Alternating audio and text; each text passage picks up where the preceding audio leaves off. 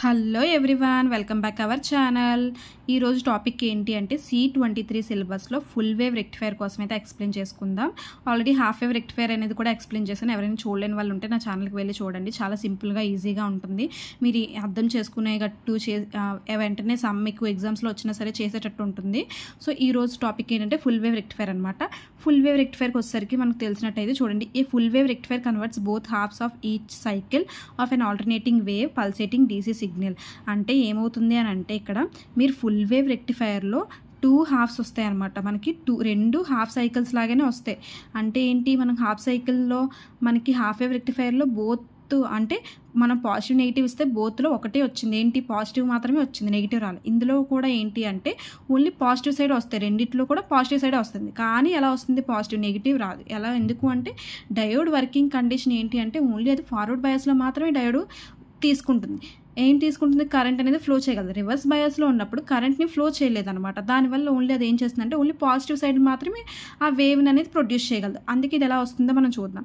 మీకు చెప్పినట్టయితే ఇది circuit diagram, ఓకేనా. దీంట్లో మనం 3 కాంపోనెంట్స్ యూజ్ చేస్తున్నాం. ఏంటి, ట్రాన్స్ఫార్మరు, డయోడు, లోడ్ రెసిస్టెన్స్ అనమాట, ఓకేనా. Transformer, diode, load resistance. ఇది మీరు చూసినట్టయితే 230 volts 50 Hz AC సప్లై ఇచ్చారు, ఓకేనా. ఇది ఇన్పుట్. 230 volts 50 Hz అనేది ఇన్పుట్ AC సప్లై. ఈ ఇన్పుట్ ఎక్కడికి ఇచ్చినట్టు, మీరు ఒక ట్రాన్స్ఫార్మర్కి ఇచ్చారు. ట్రాన్స్ఫార్మర్లో ఎన్ని వైండింగ్స్ ఉంటాయి, 2 windings, primary winding, secondary winding. Primary winding వచ్చేసరికి ఏం చేస్తుందంటే ఏదైతే మీరు ఇన్పుట్ ఇచ్చారో ఆ ప్రైమరీ వైండింగ్ కలుతుంది. ప్రైమరీ వైండింగ్ ఏం చేస్తుంది, సెకండరీ వైండింగ్ పాస్ చేస్తుంది. సెకండరీ వైండింగ్లో ఏమవుతుంది, మీరు ఇచ్చిన వోల్టేజ్ ఏదైతే ఉందో అక్కడ డ్రాప్ అనేది జరిగిపోతుంది అనమాట. స్టెప్ డౌన్ అయిపోతుంది, తగ్గిపోతూ ఉంటుంది అనమాట. సో స్టెప్ డౌన్ ట్రాన్స్ఫార్మర్ అనేది జరుగుతుంది. ఏదైతే సెకండరీ వైండింగ్కి వచ్చిన వోల్టేజ్ ఉంటుందో ఆ వోల్టేజ్ అనేది ఎక్కడికి పాస్ చేస్తుంది, డయోడ్ D1కి D2కి. అది ఎలా పాస్ అవుతుంది, ఎలా వర్కింగ్ అవుతుంది అనేది మనం చూసుకోవాలి. మీరు చూసినట్టయితే ఇక్కడ చూడండి, అంటే ఇన్పుట్ ఇదేనా, 230 volts ఆల్టర్నేటింగ్ కరెంట్ ఇన్పుట్ ఇచ్చారు. ఇదేనా ఇన్పుట్, ఫస్ట్ సైడ్ అంటే D1 సైడ్ పాజిటివ్ నుంచి ఇచ్చారు ఇన్పుట్. ఇది కదా ఇన్పుట్, ఓకేనా. ఇది పాజిటివ్ సైడ్ మీరు ఇచ్చినైతే ఇన్పుట్. సో ఇప్పుడు మనం D1 మాత్రమే చూసుకుందాం. D2 ముందు పక్కన పెడదాం, D1 మాత్రమే కంపేర్ చేసుకుని చూసుకుందాం. ఇప్పుడు ఏం చేస్తున్నానంటే 230 volts 50 Hz AC supply primary winding ఇచ్చాను. ప్రైమరీ వైండింగ్ నుంచి సెకండరీ వైండింగ్ వచ్చింది. సెకండరీ వైండింగ్ ఎక్కడికి వెళ్ళాలి, డయోడ్కి వెళ్ళాలి. సో ఇక్కడ నేను 2 పొలారిటీస్ అనేది యూజ్ చేయాలన్నమాట. D1కి ఒక పొలారిటీ ఉంటుంది, D2కి ఒక పొలారిటీ ఉంటుంది. D1కి నాకు ఫస్ట్ కండిషన్లో పొలారిటీ ఏంటంటే పాజిటివ్, నెగిటివ్, ఓకేనా. అప్పుడేమవుతుంది, ఇది D1లో పాజిటివ్ నెగిటివ్ ఉంటే దీని పొలారిటీ ఏమవుతుంది, V2 పొలారిటీ చేంజ్ అయిపోతుంది. అలాగా నెగిటివ్ పాజిటివ్ అవుతుంది. ఇప్పుడు దీని యొక్క నేను చెప్పాను ఏదైతే ఇలా ఉంటుందో ఇది యానోడ్ అని చెప్పానా, ఇది యానోడ్, ఇది క్యాథోడ్. ఏదైతే ఒక లైన్ ఉంటుందో క్యాథోడ్. యానోడ్కి ఎప్పుడు కూడా పాజిటివ్ డైరెక్షన్ ఉంటుంది, క్యాథోడ్కి ఎప్పుడు కూడా నెగిటివ్ డైరెక్షన్ ఉంది. ఒకవేళ ఈ 2 డైరెక్షన్స్ ఆపోజిట్ చేంజ్ అయినా సరే మీరు ఈ లైన్ బట్టి మాత్రమే అబ్జర్వ్ చేయాలి. ఇలా ఉంటే క్యాథోడ్ అని, ఇలా ఉంటే యానోడ్ అని అబ్జర్వ్ చేయాలి. ఇప్పుడు చూడండి, టెర్మినల్స్ పాజిటివ్, మీరు ఏదైతే పొలారిటీ ఇచ్చారో ఇక్కడ పాజిటివ్, ఈ పాజిటివ్ ఉంటే నాకు డయోడ్ D1 అనేది ఏమవుతుంది, ఫార్వర్డ్ బయాస్ అవుతుంది. అంటే కండిషన్ ఇలాగ ఫ్లో అవుతుంది అనమాట. కరెంట్ అనేది ఇక్కడ ఇలా ఫ్లో అవుతుంది. పాజిటివ్ ఉన్నప్పుడు ఆల్రెడీ బిఫోర్ టాపిక్లో చూడని వాళ్ళు ఉంటే చూడండి ఒకసారి, మీకు క్లారిటీ వస్తుంది.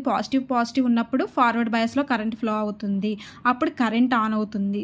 అప్పుడు ఏమవుతుంది, వోల్టేజ్ అనేది ఫ్లో అయ్యి లోడ్ రెసిస్టెన్స్కి వెళ్తుంది అవుట్పుట్ అనేది, ఓకేనా. So positive.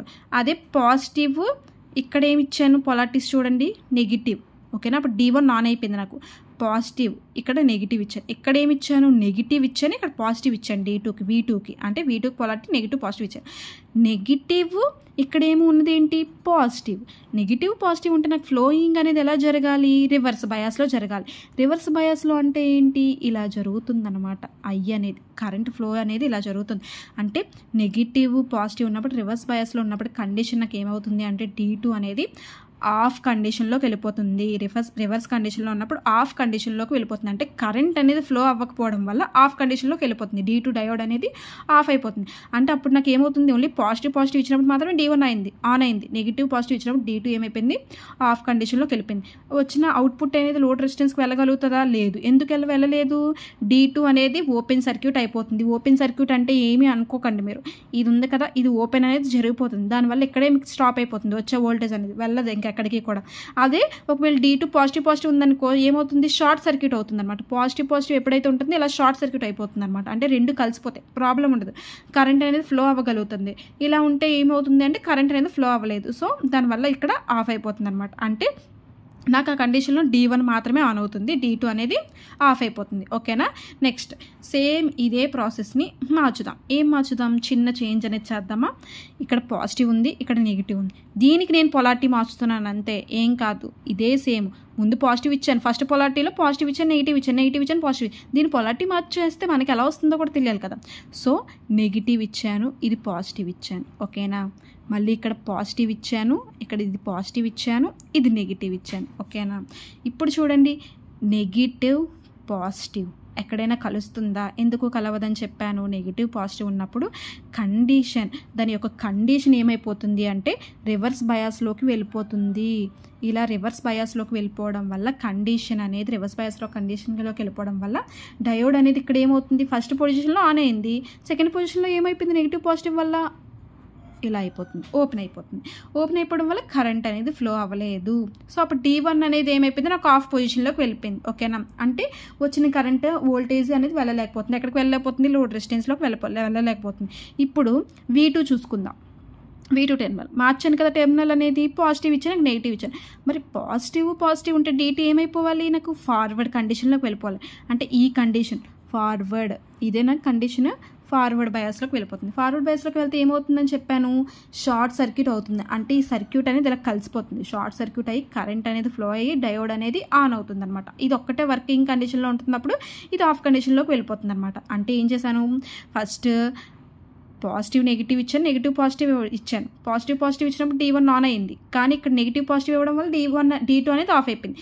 సేమ్ ఇక్కడ ఏం చేశాను, టెర్మినల్ మార్చాను, సెకండ్ కండిషన్లో టెర్మినల్ మార్చాను. సెకండ్ కండిషన్ నెగిటివ్ పాజిటివ్ ఇచ్చాను, నెగిటివ్ పాజిటివ్ ఇవ్వడం వల్ల నాకు డయోడ్ ఏమైపోయింది, ఆఫ్ పొజిషన్లోకి వెళ్ళిపోయింది. ఎందుకు అంటే నెగిటివ్ పాజిటివ్ అనేది రివర్స్ బయాస్లో ఫ్లో అవుతుంది కరెంట్, దానివల్ల నాకు ఏమవుతుంది, కరెంట్ అనేది ఫ్లో అవ్వలేకపోతుంది. సో D1 అనేది ఆఫ్ అయిపోతుంది. నెక్స్ట్ సేమ్ అదే పాజిటివ్ ఇక్కడ ఇచ్చాను, సేమ్ టెర్మినల్ పాజిటివ్ నెగిటివ్ ఇచ్చాను. పాజిటివ్ ఏమవుతుంది, పాజిటివ్ ఉండడం వల్ల ఫార్వర్డ్ బయాస్లోకి అవుతుంది, కండిషన్ అనేది నాకు ఏమవుతుంది, కరెంట్ అనేది ఫ్లో అవుతుంది. ఈ కండిషన్లో నాకు D2 అనేది ఆన్ అయింది, D1 అనేది ఆఫ్ అయిపోయింది. అంటే మీరు ఫస్ట్ కండిషన్లోకి వచ్చేసరికి D1 ఆన్ అయింది, సెకండ్ కండిషన్లోకి వచ్చేసరికి D2 అనేది ఏమైపోయింది, ఆఫ్ అయిపోయింది. సెకండ్ కండిషన్లో D2 ఆన్ అయింది, తర్వాత D1 అనేది ఆఫ్ కండిషన్లోకి వెళ్ళిపోయింది. D1 ఆన్ అయినప్పుడు లోడ్ రెసిస్టెన్స్కి వెళ్తుంది, D2 ఆన్ అయినప్పుడు లోడ్ రెసిస్టెన్స్కి అవుట్పుట్ అనేది వెళ్తుంది అనమాట. ఓకేనా. చూడండి, D1లో అంటే ఏంటి అంటే V1 అనమాట. మీరు V1లో వచ్చేసరికి వోల్టేజ్ 1లో నాకు ఫస్ట్ ఇన్పుట్ ఇచ్చారు, ఇదే కదా పాజిటివ్ నెగిటివ్ ఆల్టర్నేటింగ్ కరెంట్ ఇచ్చారు. ఓకేనా. V1 = VS/2. ఎందుకంటే 2 డయోడ్స్ కదా మనం యూజ్ చేస్తున్నాము. సో దీనికి వచ్చేసరికి అది కూడా సెంటర్ ట్యాప్డ్ అంటున్నాం కాబట్టి 2 డయోడ్స్ని కనెక్ట్ చేశాను, VS/2 వచ్చింది. ఓకేనా. ఇప్పుడు దీనికి నేను ఏం చేస్తున్నాను అంటే ఇది మీరు చూసినట్టయితే ఇక్కడ చూడండి, అది ఫస్ట్ హాఫ్ సైకిల్ అంటే ఏంటి, V1 అది. ఇప్పుడు V2 సర్కిల్లో నేను ఏం చేశాను, ఇక్కడ చూడండి, ఫస్ట్ V2లో ఫస్ట్ పాజిటివ్ నెగిటివ్ ఇచ్చాను, తర్వాత నెగిటివ్ ఇచ్చాను. మరి నెగిటివ్ నుంచే కదా స్టార్ట్ అవుతుంది అప్పుడు సైక్లింగ్ అనేది. సో అందుకే ఇక్కడ నాకు ఏమైంది, నెగిటివ్ నుంచే స్టార్ట్ అయింది, నెగిటివ్ పాజిటివ్. అప్పుడు ఓకేనా, ఇది ఇన్పుట్. ఇప్పుడు చూసిందంతా మీరు రెండు చూసింది ఇన్పుట్, AB చూసింది ఇన్పుట్లో. ఓకేనా. ఇప్పుడు మనకి కావాల్సింది అవుట్పుట్, ఇది అవుట్పుట్ అనమాట. అవుట్పుట్ చూస్తే ఫస్ట్ కండిషన్లో D1 ఆన్ అయింది, అవునా. మనకి రెండు ఉన్నాయి కదా, D1 D2 డయోడ్ అనేది. ఫస్ట్ కండిషన్లో D1 ఆన్ అయింది, ఓకేనా. మళ్ళీ నెగిటివ్ ఫ్లో అవ్వట్లేదు, D1 ఆన్ అయింది, నెగిటివ్ ఫ్లో అవ్వట్లేదు, D1 ఆన్ అయింది, నెగిటివ్ ఫ్లో అవ్వట్లేదు, D1 ఆన్ అయింది, నెగిటివ్ ఫ్లో అవ్వట్లేదు, ఇలా వచ్చింది. అంతేనా. అంటే నెక్స్ట్ పొజిషన్లో ఏంటి, ఇది D1 అనుకుంటున్నాను, ఇది D2 అనుకుంటున్నాను, D1 D2 అనుకుంటున్నాను. D2 ఆఫ్ అయిపోయింది కదా ఫస్ట్ కండిషన్లో. ఇప్పుడు సెకండ్ కండిషన్లో D2 ఆన్ అయింది, D1 ఆఫ్ అయిపోయింది. అందుకే D1 దగ్గర ఏం ప్రొడ్యూస్ అవ్వట్లేదు, D2 ప్రొడ్యూస్ అయింది. మళ్ళీ D1 ఆఫ్, D2 ఆన్. అంటే ఇది D1, ఇవన్నీ కూడా D1 ఆన్ అయ్యాయి. ఓకేనా. D2 అనేది ఆఫ్ అయ్యింది. ఓకేనా. నెక్స్ట్ ఇది D1 ఆఫ్ అయిపోయింది, D2 ఆన్ అయింది. ఎందుకు అంటే కండిషన్ బట్టి మారిపోయింది, మనం పొలారిటీస్ ఇచ్చి చేంజ్ చేసే బట్టి మారిపోయింది. ఇప్పుడు ఈ రెండు వచ్చాయి కదా అవుట్పుట్, ఈ రెండింటిని కలిపి ఒకే దాంట్లో గీసుకోవచ్చా మనం అవుట్పుట్ ఒకే వేవ్లో, ఎందుకంటే ఒకే దగ్గరికి కదా వస్తాయి. రెండు వచ్చినా సరే అవుట్పుట్లన్నీ కూడా వచ్చేది లోడ్ రెసిస్టెన్స్ దగ్గరికే కదా, లోడ్ రెసిస్టెన్స్ కూడా ఎక్రాస్ అవుట్పుట్ వోల్టేజ్ దగ్గరికే కదా. సో అందుకే ఇలా వస్తుంది చూడండి, D1 ఇది D1 D2 D1 D2 D1 D2 D1 D2 అలా మనకి ఫుల్ వేవ్ రెక్టిఫైర్ అనేది వచ్చింది. ఓకేనా. దీని యొక్క ఎక్స్ప్లెనేషన్ అయితే చాలా ఈజీగా ఉంటుంది, మీరైతే భయపడాల్సిన అవసరం లేదు, చాలా ఈజీగా అర్థం చేసుకోగలుగుతారు. జస్ట్ మీకు ఏంటంటే ఎప్పుడు ఆన్ అవుతుంది ఎప్పుడు ఆఫ్ అవుతుంది అనే కండిషన్ మీరు కానీ తెలుసుకున్నట్టయితే చాలు. మీరు ఈజీగా దీని యొక్క మ్యాటర్ అనేది రాయగలుగుతారు. నెక్స్ట్ వచ్చేసరికి నెక్స్ట్ టాపిక్లో దీని యొక్క డెరివేషన్ పార్ట్ మనం చెప్పుకుందాం. ఓకేనా? ఈ వీడియో నచ్చినట్లయితే లైక్ చేయండి, షేర్ చేయండి, కామెంట్ చేయండి, సబ్స్క్రైబ్ చేయండి.